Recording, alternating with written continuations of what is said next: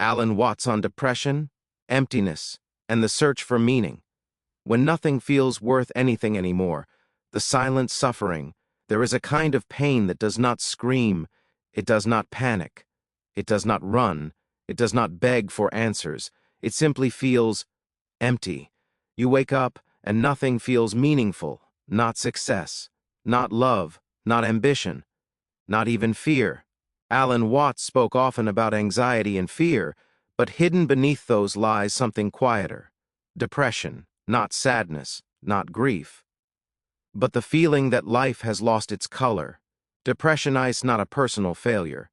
Modern society treats depression as something wrong with you, a chemical imbalance, a weakness, a lack of gratitude, a lack of motivation. But Alan Watts approached it differently.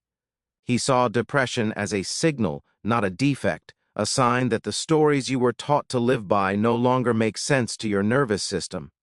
Depression often begins when the game stops feeling worth playing, when the old meanings collapse.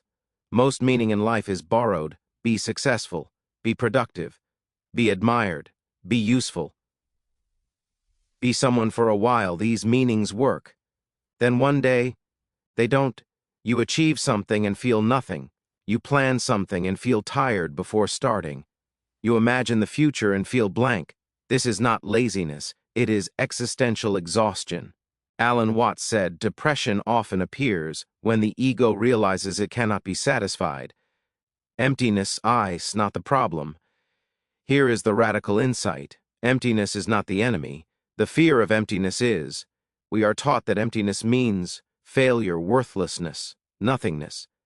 But in Eastern philosophy, emptiness means space, space for something new, space for truth, space for life beyond illusion. Alan Watts said, nature abhors a vacuum, but consciousness needs one. Why depression feels heavy. Depression feels heavy because you are still trying to feel motivated, feel positive, feel normal, feel meaningful. This effort creates friction. Imagine pushing a car that has no fuel while blaming yourself for being tired. The heaviness is not you. It is resistance to what is the pain of having no story.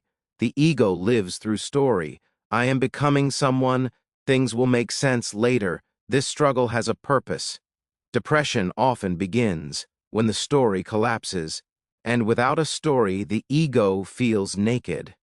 Alan Watts said, the ego cannot survive without a future.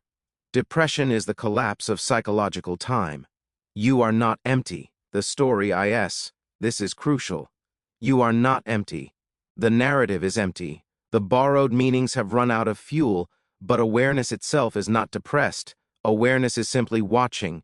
Depression belongs to the image of you, not to what you are. Stop trying to feel better.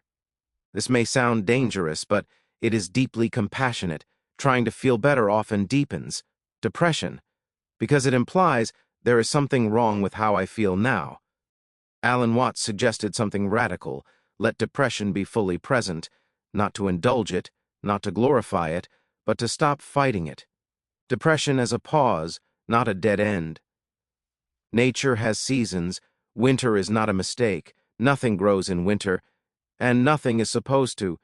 Depression can be a psychological winter, a time when false growth stops, a time when the soil resets, meaning is not found, it arises.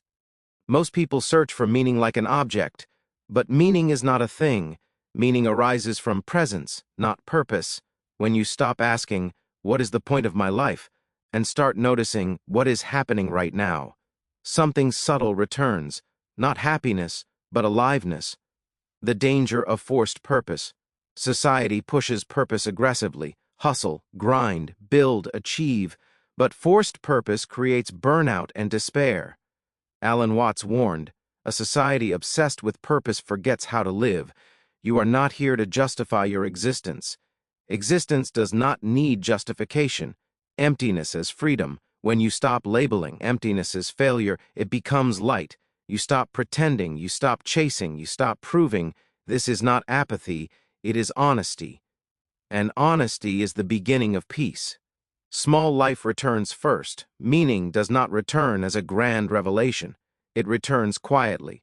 A cup of tea, a moment of silence, a walk, a breath. Depression lifts not by force, but by gentleness. You don't need to fix yourself. Alan Watts never taught self-fixing. He taught self-understanding. Depression often dissolves when it is no longer treated as an enemy. You are still part of life. Even in emptiness, you are breathing. Even in numbness, you are aware. Life has not abandoned you. It is waiting for you to stop demanding meaning and start allowing presence. Conclusion: nothing is wrong with you. Depression does not mean you are broken.